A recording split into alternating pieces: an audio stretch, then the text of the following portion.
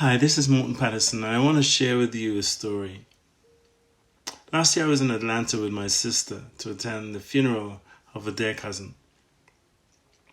One Sunday afternoon, myself, my sister and two cousins, Anne and Gordon, whom we were staying with, went to visit another cousin, Joan.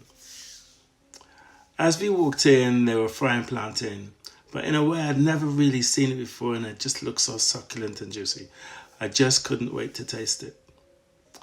By the time they were finished cooking, we were sitting around a breakfast table in the kitchen, and they put the plantain in front of us to help ourselves, and we started to take one at a time.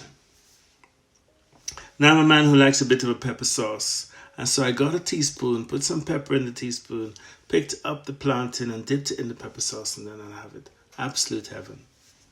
Gordon, my cousin, was standing to the right of my shoulder behind me, and we were taking a piece and talking, and then there was only one plantain left. All by itself on that plate. I'm looking at the plantain's looking at me, but there's only one thing in my mind: should I or shouldn't I go for it? Big decision.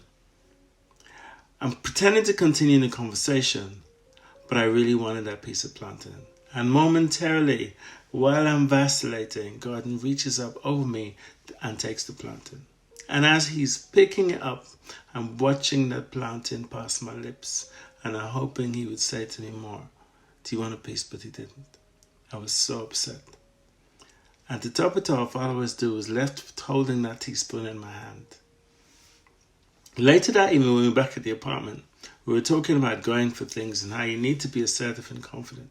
And then I explained to them my experience of that plantain and how I'd lost out. And they broke up in laughter. My sister, who was standing opposite me, said, "I saw you with that spoon in your hand, wondering what you're doing with that empty plate." And Gordon said, "I saw you there and thought to myself that you didn't want it, so I took it." And the moral of the story: how many times have you wanted something but vacillated? What will they think? I might look greedy. It's not the right time. And in actual fact, what ends up happening is you lose out.